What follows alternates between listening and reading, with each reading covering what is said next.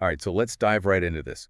You sent over some really fascinating stuff about geopolitical betrayal, Yeah. looking at these huge shifts between China and the Soviet Union, the Soviets and their allies, and then BRICS and the West. It's a big topic. It's a massive topic. Yeah, spanning decades and continents, really. It is huge, and I think the material that you've got laid out really does lay out a lot of the arguments for these really significant changes in global power. Yeah, and our mission is for you, the listener, is to really help you understand like the key turning points Yes. and the motivations behind all of this. Yes. And we really want to kind of dig into like the what and the why without taking sides. Exactly. We're not advocating for any particular viewpoint here. We just want to make sure that you understand the arguments that are being made. Yeah, and I think, think of this as a geopolitical soap opera for you Wow. with, very real consequences.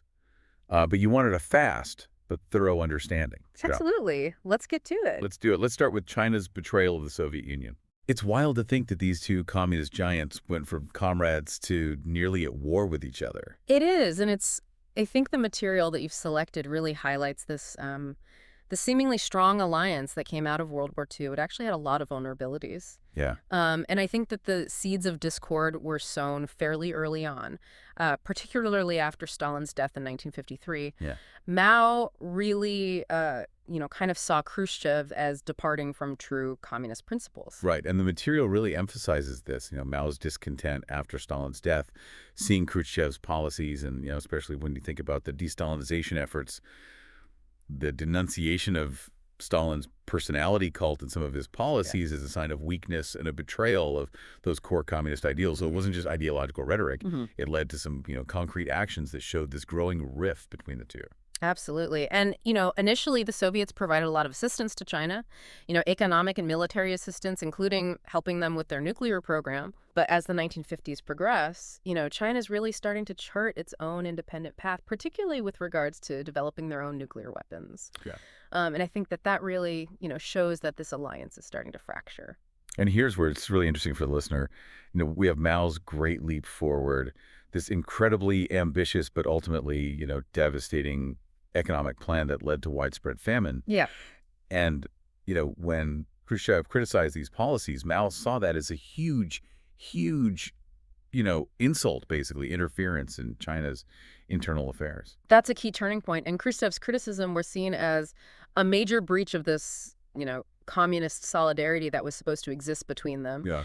And the Soviets actually withdrew their experts and aid in 1960, which, as you know, according to your sources, had a devastating impact on China's already struggling economy. Yeah. And this really exacerbates the tensions between the two countries. Absolutely. And then, of Yeah. course, it continues to escalate. And the material really details that, the 1969 border clashes along the Ussuri River. Yep. I mean, these are former communist allies engaging in direct military confrontation. I mean, that's huge.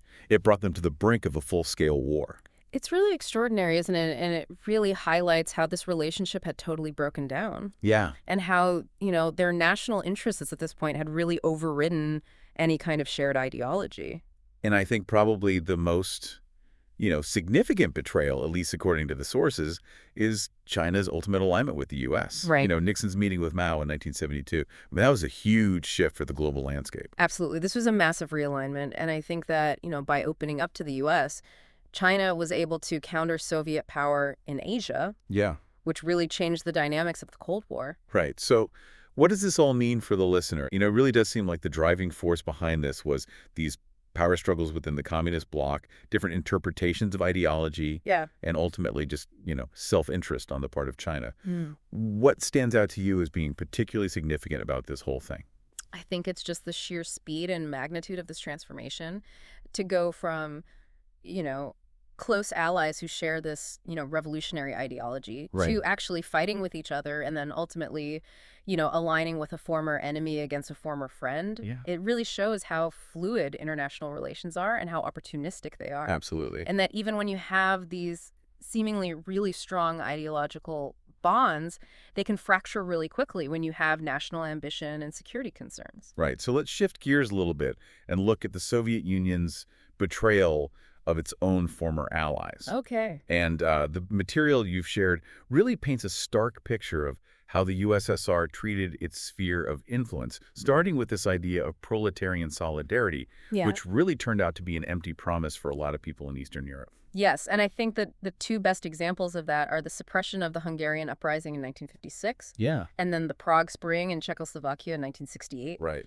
These were supposed to be fellow socialist states, and yet the Soviets didn't hesitate to use military force Yeah. to crush any attempts at reform. Right. And it wasn't just military force, it was also economic exploitation through Comecon, Yeah. which really forced these Eastern European countries into a system where they were providing cheap resources to the Soviet Union and receiving lower quality goods in return. Right. They were basically captive markets for Soviet goods. Exactly. And then, of course, you have the collapse of the Soviet Empire and Gorbachev's abandonment of the Warsaw Pact in the late 1980s, Yeah. which, while many people in the West saw this as a positive thing for the people in Eastern Europe who had been living under Soviet influence for decades, Yeah. it must have felt like a very abrupt and destabilizing change. Absolutely. I mean, it's one thing to, not have the backing of Moscow anymore. It's another thing to have the rug pulled out from under you. Right. And I think, the sources that you've highlighted really kind of show that a lot of these countries were left feeling abandoned and betrayed. Yeah. And this idea of betrayal wasn't limited to Eastern Europe, was it? No, not at all. The material also talks about Yugoslavia, Cuba, and even Vietnam. Right. You have the split with Yugoslavia in 1948, which Yeah. shows that Stalin really wouldn't tolerate any deviation from his line. Yeah.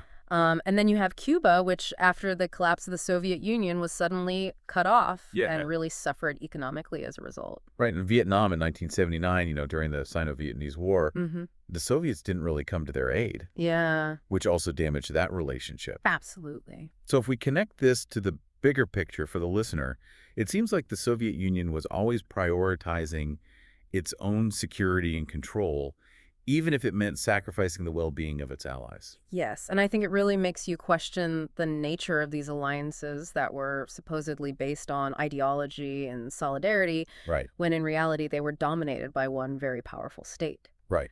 So, I think it's a cautionary tale. Yeah, definitely.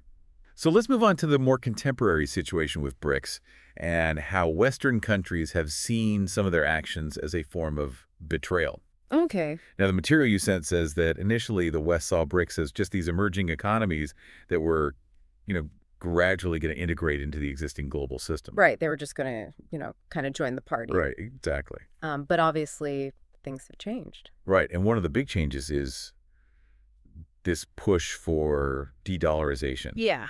The move away from using the U.S. dollar in international trade. Which is a direct challenge to U.S. economic power. Exactly. And then you've got things like Russia's war in Ukraine and China's Belt and Road Initiative, Yeah. which are seen as geopolitical challenges to Western interests. Right. From the West's perspective, Russia's actions in Ukraine are a violation of international norms Yeah. and a threat to European security. Right. And the Belt and Road Initiative, while it's presented as this development project, Right. is also seen by some as a way for China to expand its influence. Yeah. Yeah, and potentially, create unsustainable debt for some of these countries. Right. And it's also interesting to note the shifting positions of India and Brazil, Yeah, which have historically been aligned with the West. to a certain extent, yeah. But now they're pursuing this idea of strategic autonomy, Right. and they've been reluctant to fully support sanctions against Russia. And engaging in diplomacy with everyone. Right, exactly. Wow. So it's this real question about, how is the global order changing?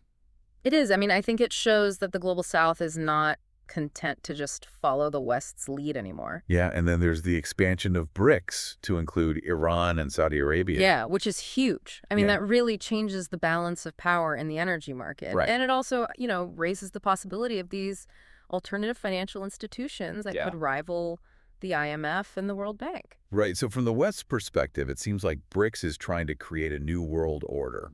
Yeah, one that is more multipolar and less dominated by the West. Right, and that's seen as a betrayal of the earlier cooperation. To some extent, yes. So what are your thoughts on all of this? I think it's a natural progression. I mean, as these emerging economies grow and become more powerful, they're going to want more say in how the world is run. Right. And what the West sees as a betrayal might just be BRICS trying to level the playing field. So let's bring it all together for the listener. We've looked at these three different examples of betrayal: China and the Soviet Union and its allies, and BRICS and the West. And it seems like what's really driving this is not so much ideology, but more like these shifting geopolitical interests and this competition for power.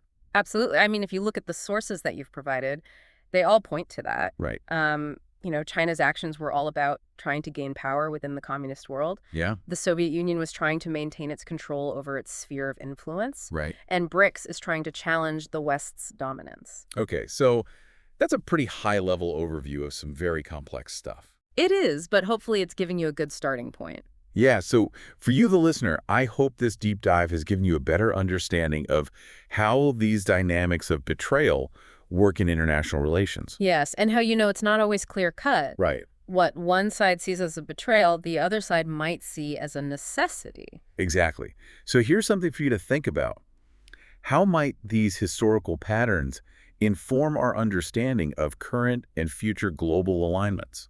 It's a great question, and one that I think we'll be grappling with for years to come. Absolutely. Thanks for bringing this fascinating material to the table. My pleasure. Thank you for having me. And we'll see you next time on The Deep Dive. See you then.